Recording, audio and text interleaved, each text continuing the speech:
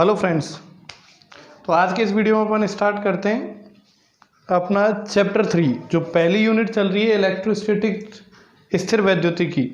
उसमें जो third chapter आता है वो आता है आपके पास इलेक्ट्रिक पोटेंशियल। इलेक्ट्रिक पोटेंशियल मतलब विद्युत विभव।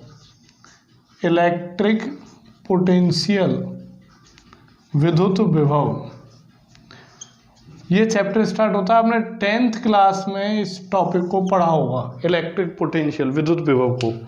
वहाँ केवल टॉपिक को लाइटली पढ़ा होगा, इसकी डेफिनेशन और क्या होता है यही समझा होगा। यहाँ पर कंप्लीट चैप्टर है ये, तो इसके बारे में अपन बढ़ते हैं आगे। तो विद्युत विभव होता क्या है आप देखना कि जैसे मान लें कि ये एक समान विद्युत क्षेत्र है, ये एक समान विद्युत क्षेत्र है ई, बोलो है। अब क्या करें, कोई एक एकांक धनावेश लेते हैं। एकांक धनावेश मतलब ऐसा आवेश जिसका परिमाण 1 कूलाम है। तो किसी एकांक धनावेश को मान लो उसे अपन क्यू नोट से व्यक्त करें, तो किसी एकांक धनावेश को इस विद्युत क्षेत्र में एक बिंदु से दूसरे बिंदु तक ले जाया जाए। कोई एकांक धनावेश यहाँ उपस्थित है ए बिंदु पे, और इसे किधर ले जाया जा रहा है, बी बिंदु की ओर, मतलब ऐसे ले जाया जा रहा है यूं। कौन से आवेश को, क्यू नोट को। बीच की अवस्था ले ली, क्यू नोट यहाँ से चला, यहाँ पहुँच गया, तब दिखाया। तो कोई एक धनावेश है क्यू नोट, एकांक धनावेश, उसको इस विद्युत क्षेत्र में बिंदु ए से बिंदु बी तक ले जाया जा रहा है। अब आपको पता है कि जब भी इस विद्युत क्षेत्र में कोई आवेश रखते हैं धनावेश, तो इस पे विद्युत बल लगता है विद्युत क्षेत्र की दिशा में, F बराबर क्यू ई। फर्स्ट चैप्टर के लास्ट टॉपिक में हमने पढ़ा है F बराबर क्यू ई या क्यू नोट ई। तो इस पे बल लगेगा इस दिशा में। तो मतलब क्या होगा कि जब इस धनावेश को आप विद्युत क्षेत्र में बिंदु ए पर रखते हो तो इस पे बल लगता है विद्युत क्षेत्र की दिशा में। लेकिन जब इसे ए से बी तक लेकर जाओगे तो ए से बी तक आसानी से तो जाएगा नहीं, क्योंकि प्रतिकर्षण बल लग रहा है इस दिशा में, बी से ए की ओर। तो ए से बी तक ले जाने के लिए हमें क्या करना पड़ेगा, अधिक कार्य करना पड़ेगा। मतलब जो प्रतिकर्षण बल लग रहा है उस प्रतिकर्षण बल के विरुद्ध कार्य करना पड़ेगा, उस प्रतिकर्षण बल के विरुद्ध कार्य करना पड़ेगा। तो यहाँ से यहाँ तक ले जाने में उस प्रतिकर्षण बल के विरुद्ध किया गया कार्य, बाह्य कार्य, बाहर से किया प्रतिकर्षण बल के विरुद्ध, तो प्रतिकर्षण बल के विरुद्ध बाहर से किया गया कार्य ही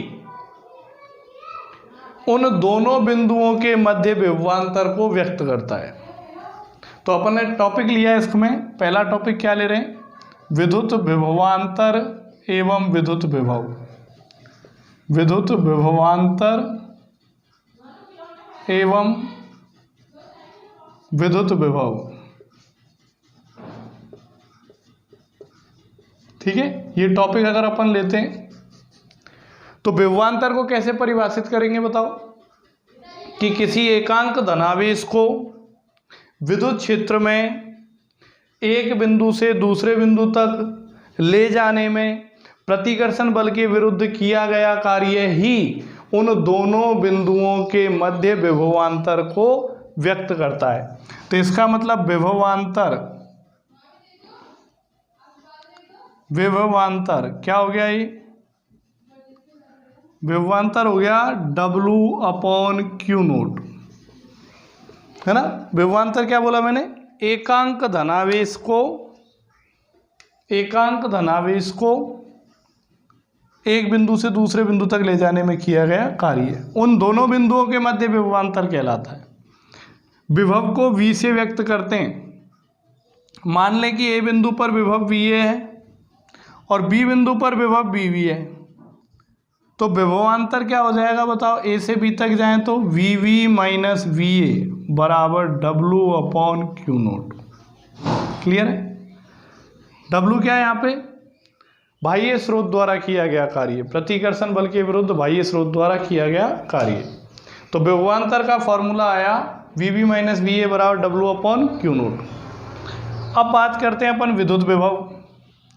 तो विद्युत विभव क्या होता है, तो विभव और विभवांतर दोनों की डेफिनेशन सेम है, थोड़ा सा डिफरेंस है। तो विद्युत विभव कैसे ज्ञात करें, ये तो विभवांतर बताया आपको, अब विभव ज्ञात करें। तो अगर मान लो कि ये जो Q नोट आवेश है ये A बिंदु पर नहीं है, इसको हम इधर से कहीं से लेके आ रहे हैं, इधर से अनंत से लेके आ रहे हैं इस Q नोट आवेश को।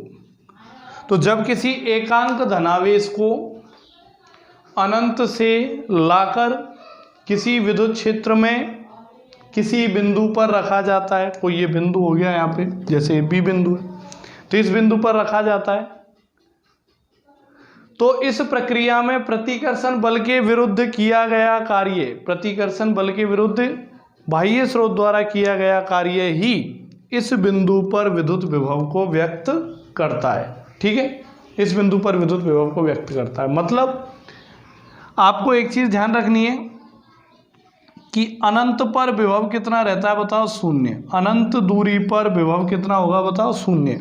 यह आगे पढ़ोगे आप इसी चैप्टर में, समझ आ जाएगा। अभी एक दो टॉपिक आगे मैं आपको बताऊंगा। बाकी अभी ध्यान रखना है कि किसी भी आवेश या किसी भी विद्युत क्षेत्र से अनंत दूरी पर विभव कितना रहता है बताओ, शून्य रहता है। ठीक है, तो अनंत पे विभव शून्य होता है। तो वही विभवांतर का फॉर्मूला लगाएं, VV माइनस VA बराबर W/Q नोट। तो इसमें क्या चेंज आया, B बिंदु अपनी जगह पर ही है तो VV ऐसे लिखेंगे, और A बिंदु को कहाँ ले गए, अनंत पर, तो A की जगह पे क्या लिख देंगे बताओ, अनंत। और अनंत पर विभव कितना होता है बताओ, शून्य, तो W/Q नोट। जीरो घटाएंगे तो VV, B बिंदु पर विभव आ गया W/Q नोट। या इसको B बिंदु नाम ना देके ओनली B बोल सकते हो कि विद्युत क्षेत्र में किसी बिंदु पर विभव W/Q नोट। तो विद्युत विभवांतर और विद्युत विभव में मतलब डिफरेंस पता लगा। डिफरेंस क्या है कि अगर किसी एकांक धनावेश को विद्युत क्षेत्र में एक बिंदु से दूसरे बिंदु तक ले जाया जाए तो प्रतिकर्षण बल के विरुद्ध किया गया कार्य ही विद्युत विभवांतर कहलाता है।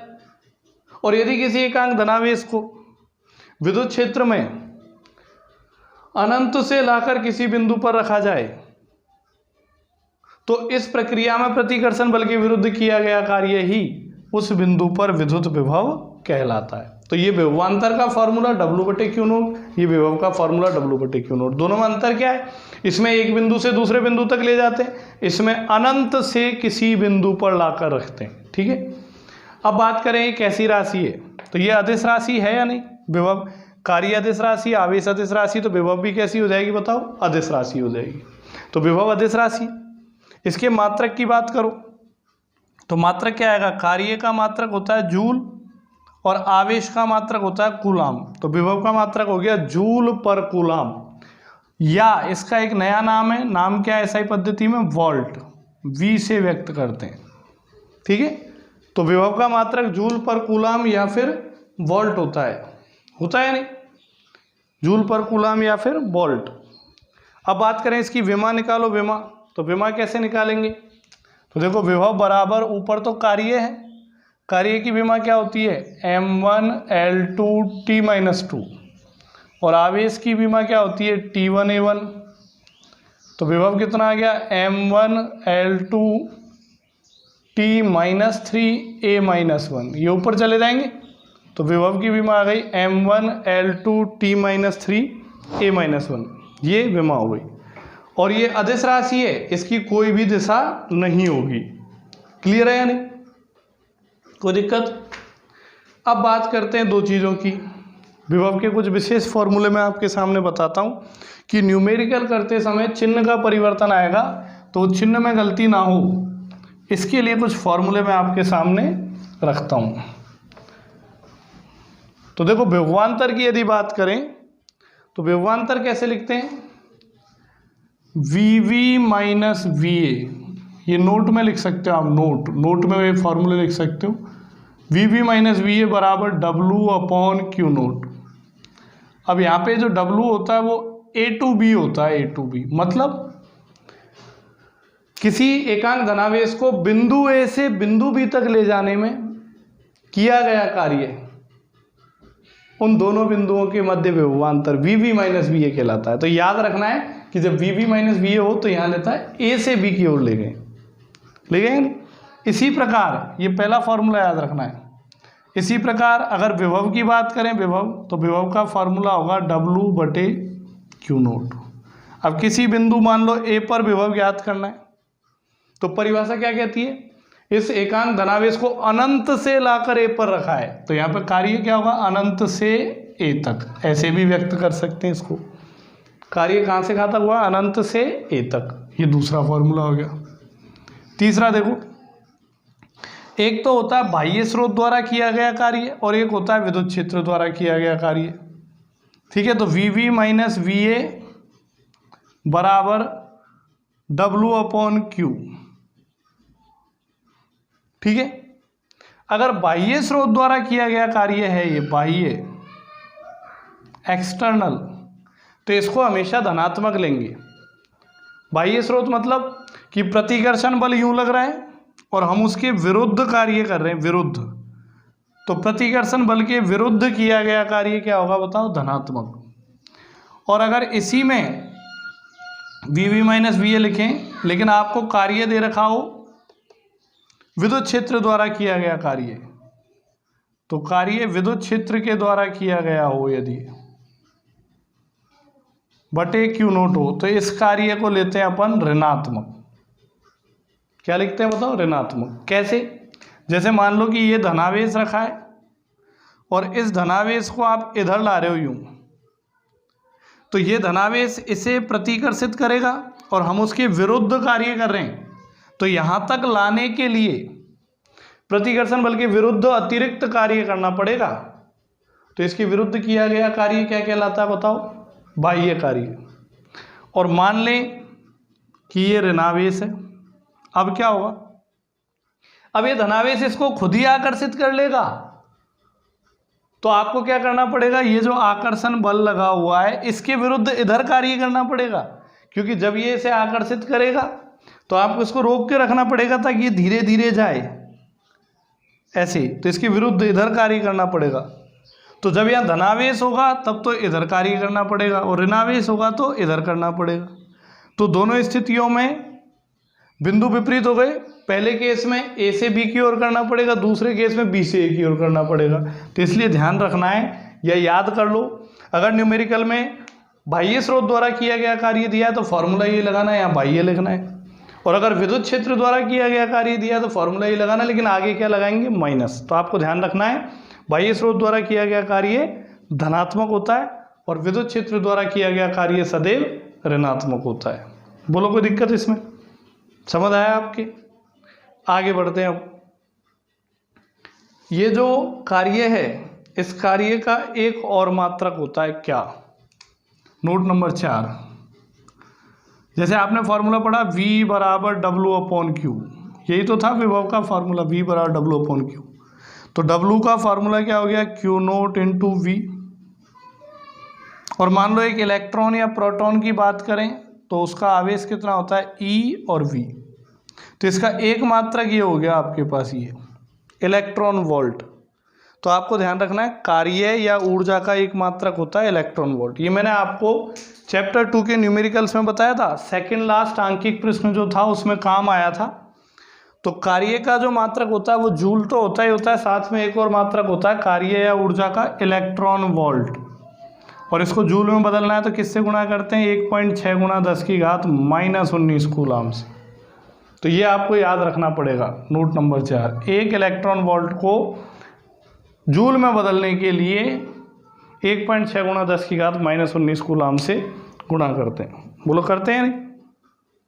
अब नया टॉपिक लेते हैं, क्योंकि हम यूनिट पढ़ रहे हैं। यूनिट का मतलब होता है कि 1 से 4 चैप्टर की फर्स्ट यूनिट है, तो ये सभी चैप्टर एक दूसरे से लिंक हैं। तो फर्स्ट और सेकंड चैप्टर में जो अपन ने विद्युत क्षेत्र पढ़ा है, उस विद्युत क्षेत्र की सहायता से अपन ज्ञात करते हैं विद्युत विभव। तो अगला टॉपिक जो आता है वो क्या आता है बताओ, कि विद्युत क्षेत्र की सहायता से विद्युत विभव, विद्युत क्षेत्र की सहायता से विद्युत विभव करें।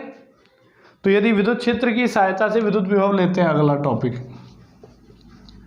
विद्युत क्षेत्र की सहायता से विद्युत विभव, सहायता से विद्युत विभव। विद्युत विभव, ये लेते हैं। तो इसमें क्या होने वाला है बताओ। देखो आप, जैसे मान लें कि ये विद्युत क्षेत्र उपस्थित है या विद्युत क्षेत्र रेखाएं हैं ऐसे ही, ठीक है, इस दिशा में ये विद्युत क्षेत्र रेखाएं बनी हुई हैं ऐसे। तो ये विद्युत क्षेत्र उपस्थित है यहाँ पे E। अब क्या करें, इस विद्युत क्षेत्र में किसी आवेश को एक बिंदु से दूसरे बिंदु तक लेकर जा रहे हैं, ठीक है। तो एक आवेश है, उसको बिंदु A से और मान लो बिंदु B तक लेकर आ रहे हैं, किसी भी पथ के अनुदिश ऐसे यूँ लेके आ रहे हैं। एक आवेश है Q0, इसको हम बिंदु A से बिंदु B तक लेकर आ रहे हैं। तो मान लें कि ये आवेश किसी समय पर इस बिंदु पर उपस्थित है, लगातार लेके आएंगे। तो किसी क्षण मान लो ये आवेश इस बिंदु पर स्थित है, तो ये विद्युत क्षेत्र में उपस्थित है। तो विद्युत क्षेत्र में अगर कोई आवेश उपस्थित हो तो उस पर विद्युत बल लगता है, और विद्युत बल की दिशा क्या होती है बताओ, विद्युत क्षेत्र की दिशा में। तो इस आवेश पे एक विद्युत बल लगेगा, और विद्युत बल की दिशा किधर होगी बताओ, विद्युत क्षेत्र की दिशा में। तो ये तो हो गई विद्युत बल की दिशा। और जा किधर रहा है, विस्थापन की दिशा किधर है, इधर। तो मान ले कि यहाँ पे अल्प विस्थापन इधर दे दिया अपन ने, कितना दे दिया, dl। अल्प विस्थापन कितना दे दिया, dl। l मतलब लेंथ, लंबाई।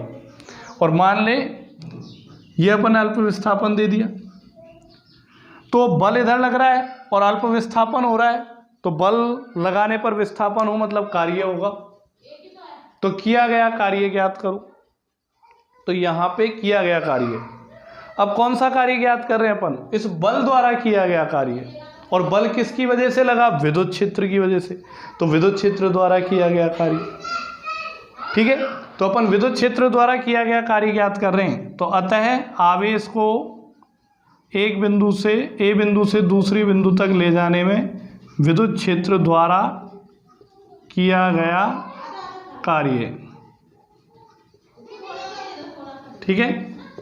तो कितना कार्य होगा, W बराबर dW, अल्पांश के लिए dW बराबर F डॉट dl। यही तो होता है कार्य बराबर बल और विस्थापन के बीच में डॉट प्रोडक्ट, अदिश गुणनफल। बोलो हुआ है, कोई दिक्कत। अब इस पे बल कितना लग रहा है। अब ये जो कार्य लेंगे, इस कार्य को ऋणात्मक लेंगे। क्यों लेंगे ऋणात्मक, पता है आपको, क्योंकि हम विद्युत क्षेत्र के द्वारा किया गया कार्य ज्ञात कर रहे हैं, तो ये ऋणात्मक लेते हैं, है ना। अब बताओ, कुल कार्य ज्ञात करना हो तो हम क्या कर देंगे, समाकलन। तो माइनस चिन्ह को तो इधर भेज दो, तो ये समाकलन में हो गया F डॉट dl। बोलो हो गया है नहीं। और हमें पता है विद्युत क्षेत्र में कितना बल लगता है, F बराबर Q0 T, ये बताया फर्स्ट चैप्टर में। जब Q0 आवेश ई विद्युत क्षेत्र में रखा हो तो उस पर लगने वाला विद्युत बल होगा F बराबर Q0 T। इस फॉर्मूले से आया E बराबर F अपॉन Q से, ठीक है। तो ये वैल्यू यहाँ रखें, तो W बराबर आ गया minus Q0 E dot dl।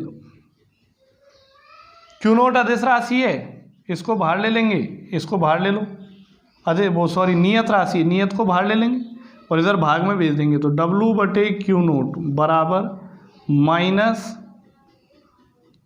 Integration of E dot dl। और कहाँ से कहाँ तक किया, बिंदु A से बिंदु B तक। तो बिंदु A से बिंदु B तक किया है, बिंदु A से बिंदु B तक, या ऐसा मत लिखो, इतना ही ठीक है। और W बटे Q0 इसी को क्या बोलते हैं अपन, विभव। W बटे Q0 इसी को क्या बोलते हैं बताओ, विभव। तो W बटे Q0 को क्या बोलते हैं, विभव। लेकिन दो बिंदुओं के बीच में ज्ञात कर रहे हैं तब विभवांतर बोलेंगे, और अनंत से ला के रख रहे हैं तो क्या बोलेंगे, विभव। तो W बटे Q0 को दो बिंदु के बीच में कर रहे हैं तो विभवांतर बोलेंगे VV माइनस VA। क्या बोलेंगे बताओ, VV माइनस VA। तो इसकी जगह VV माइनस VA लिख दें, तो VV माइनस VA बराबर माइनस समाकलन E डॉट dl। तो ये आपके पास विद्युत क्षेत्र की सहायता से विद्युत विभवांतर ज्ञात कर सकते हैं, विद्युत क्षेत्र की सहायता से विद्युत विभवांतर ज्ञात कर सकते हैं। और समाकलन कहाँ से कहाँ तक होगा, A से B तक, A से B तक होगा। अगर अपन इसमें विद्युत विभव की बात करें, ये तो विभवांतर आया, विद्युत क्षेत्र की सहायता से विद्युत विभवांतर। अगर विभव की बात करें तो विभव में क्या होगा बताओ, अनंत से लेके आएंगे और किसी बिंदु पे रखेंगे। यहाँ तो ए से बी पे लाए और विभव में क्या करते हैं, अनंत से लाते हैं आवेश को। तो मतलब ए की जगह तो क्या हो जाएगा अनंत, ए की जगह अनंत, तो अनंत पे विभव 0 और बी बिंदु पे ला के रख रहे हैं तो बी बिंदु पे विभव वी वी या जिसको आप वी बोल सकते हो और बराबर समाकलन ई डॉट डी एल हुआ है ना। और कहाँ से लेके आए, अनंत से लेके आए और जैसे बी बिंदु पे ज्ञात कर रहे हैं तो यहाँ क्या लिख देंगे बी, अनंत से बी तक, 0 को घटाओ 0, तो विभव ऐसे ज्ञात कर सकते हैं। तो विभवांतर और विभव में क्या अंतर है, सिर्फ इतना अंतर है कि विभवांतर में एक बिंदु से दूसरे बिंदु पर लाकर रखते हैं जबकि विभव में अनंत से किसी बिंदु पर लाकर रखते हैं। तो इससे आपके समझ में आया विद्युत विभव कैसे ज्ञात करें विद्युत क्षेत्र की सहायता से। तो ये फॉर्मूला आप याद रखो, V V minus V A बराबर minus integration E dot d l. बाकी हम दूरी को आर से भी लिख सकते हैं, तो मैं आर से व्यक्त करूंगा क्योंकि अपन ने पहले 2 चैप्टर में विद्युत क्षेत्र का फॉर्मूला आर के फॉर्म में पढ़ा है ना, के क्यू अपॉन आर स्क्वायर। तो आर की फॉर्म में तो आर क्या होती है दूरी, यहाँ पे दूरी को एल से लिखा था, एल की जगह आर लिख सकते हो आप, तो ई डॉट डी आर, ये विभवांतर का संबंध हो गया विद्युत क्षेत्र के साथ। और विभव का निकालें वी बराबर minus integration E dot D R, लेकिन इसमें कहाँ से कहाँ तक करेंगे, अनंत से लेके आर तक, अनंत से लेके आर तक। समझते हो ना कैसे, जैसे मान लो कि ये धनावेश है, इससे आर दूरी पर इस बिंदु पे विभव ज्ञात करना है, तो किसी एकांक धनावेश को अनंत से लेके आएंगे और कहाँ पे रखेंगे, इस बिंदु पे। तो अनंत से लाकर इस बिंदु पर रखने में प्रतिकर्षण, इसके प्रतिकर्षण बल के विरुद्ध किया गया कार्य। तो यहाँ से दूरी नापें तो पहली दूरी तो अनंत और दूसरी दूरी कितनी हो गई आर, तो सीमा क्या लगाएंगे, अनंत से आर तक। ठीक है, तो ये हो गया आपके पास विद्युत क्षेत्र की सहायता से विद्युत विभव। बोलो हुआ है कोई दिक्कत, तो ये आपको ध्यान रखना है। ये फॉर्मूला आगे इस चैप्टर में काफ़ी डेरिवेशन सॉल्व कराएगा। तो आगे सॉल्व करें, अगला टॉपिक लेते हैं किसी बिंदु आवेश के कारण विद्युत विभव। ठीक है, तो बिंदु आवेश के कारण यदि विद्युत विभव ज्ञात करें तो कैसे ज्ञात करेंगे, देखो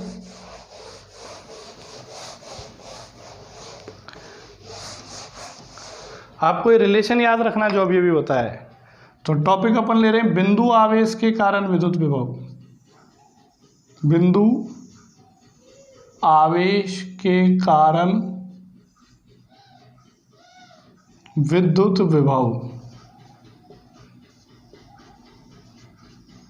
क्या आएगा बताओ।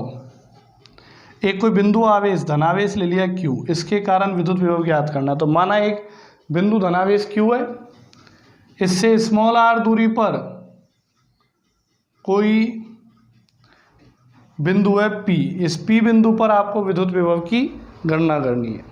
तो कैसे करेंगे बताओ, तो कैसे करेंगे, विभव की गणना करनी है। तो विभव के कैसे ज्ञात करते हैं, मान लें कि किसी एकांक धनावेश को अनंत से लाकर और इस बिंदु पर रखते हैं। कौन से धनावेश, एकांक धनावेश, जिसे Q नोट से व्यक्त करेंगे।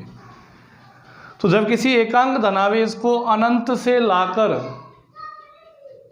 और बिंदु P पर रखेंगे तो इस एकांक धनावेश पर इस आवेश के कारण प्रतिकर्षण बल लगेगा। यह आवेश इसको प्रतिकर्षित करेगा और इस प्रतिकर्षण बल के विरुद्ध अतिरिक्त बाह्य कार्य करना पड़ेगा।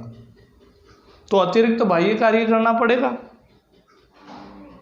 करना पड़ेगा या नहीं, ठीक है, वही कार्य विद्युत विभव कहलाता है डेफिनेशन से। तो वो सब अपन को नहीं करना, अपन को सीधे लगाना है।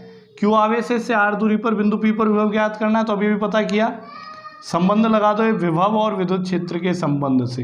क्या बताया था, E डॉट डी आर और समाकलन करना है अनंत से r, क्योंकि P बिंदु पे विभव ज्ञात करना है। तो कैसे ज्ञात करते हैं बताओ, P बिंदु पे विभव अनंत से लाएंगे किसी एकांक धनावेश को और P बिंदु पे रखेंगे।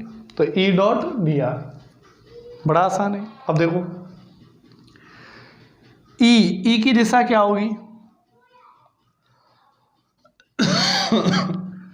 E डॉट डी आर है ना। तो डॉट प्रोडक्ट हटाएं तो ये कितना आएगा बताओ, माइनस अनंत से r E D R cos theta. अब थीटा का मान कितना होगा यहाँ पे, थीटा का मान, तो थीटा का मान आएगा आपके पास, क्या आएगा बताओ। देखो ये जो आवेश है, इस आवेश के कारण विद्युत क्षेत्र की दिशा बिंदु P पर, इस धनावेश के कारण विद्युत क्षेत्र की दिशा इधर होगी, बोलो होगी है ना।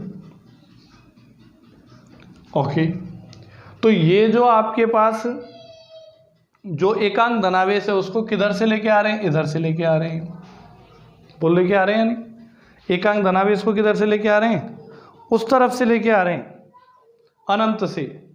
तो एकांक धनावेश को अनंत से लेके आ रहे हैं तो उधर लेके आ रहे हैं। तो जो विस्थापन है, उस विस्थापन की दिशा क्या हो जाएगी, जो विस्थापन है उस विस्थापन की दिशा क्या हो जाएगी, इस तरफ। आप समझ पा रहे हो क्या, मैं फिर से बताऊं। एक एकांक धनावेश को अनंत से लेके आ रहे हैं इधर, तो इधर लेके आ रहे हैं एकांक धनावेश को, तो इसका विस्थापन किधर हो रहा है, dr, इस तरफ, और इस धनावेश के कारण विद्युत क्षेत्र किधर है, इधर। तो दोनों विपरीत दिशा में, तो दोनों के बीच का कोण कितना हो गया, 180 डिग्री। तो E और dr दोनों के बीच का कोण कितना हो जाएगा, 180 डिग्री। बाकी इतना करने की जरूरत नहीं, सीधे भी याद कर सकते हो आप कि इस आवेश के कारण जो विद्युत क्षेत्र उत्पन्न होगा वो धनावेश है तो इस दिशा में होगा, और Q नोट आवेश को इधर लाएंगे तो विस्थापन इधर होगा, तो 180 डिग्री हो जाएगा। तो V बराबर माइनस इंटीग्रेशन अनंत से R E D R, cos 180 का मान होता है -1, तो V आ जाएगा आपके पास, ये प्लस हो जाएगा, तो अनंत से R ई डी आर हो गया। अब किसी बिंदु आवेश के कारण R दूरी पर विद्युत क्षेत्र, ये अपन ने पढ़ा था फर्स्ट चैप्टर में, E बराबर KQ/R²। बिंदु आवेश के कारण, किसी धनावेश के कारण R दूरी पर विद्युत क्षेत्र, एकल धनावेश के कारण, तो ये रखें यहाँ। तो E की जगह KQ/R² dr, समाकलन किया अनंत से R। K और Q नियत राशि, इनको बाहर ले लेंगे, तो ये बचेगा अनंत से R 1/R² और dr और V, सही है। तो V बराबर 1/R² का समाकलन करो, समाकलन कैसे करते हैं याद है, x की घात n का समाकलन x के सापेक्ष, x की घात n+1/n+1। तो ये 1/R² है, मतलब r की घात -2 का समाकलन करना है r के सापेक्ष, तो r की घात -2 + 1 और -2 + 1, तो r की घात -1/-1 माइनस r की घात -1, मतलब -1/r, या मैंने डायरेक्ट भी लिखवाया था फॉर्मूला 11th क्लास में, 1/x² का समाकलन होता है -1/x, तो इसका समाकलन करेंगे तो -1/r अनंत से r, ठीक है। तो v बराबर KQ, ऐसे ही इसमें पहले अपर लिमिट रखेंगे तो -1/r, फिर माइनस, इसमें अब की बार अनंत रख देंगे तो -1/अनंत हो गया है नहीं। तो v कितना आ गया बताओ, KQ -1/r, और ये हो गया आपके पास 0 अनंत,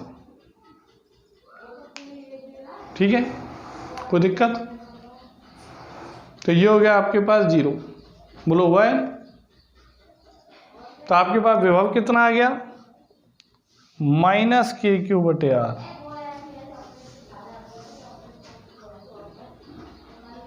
तो विभव आया -KQ/R। अब यहाँ पे थोड़ी सी गड़बड़ है, ये माइनस का चिन्ह नहीं आना चाहिए। माइनस का चिन्ह क्यों आया, कोई गलती करी अपन ने यार, गलती क्या की है बताओ।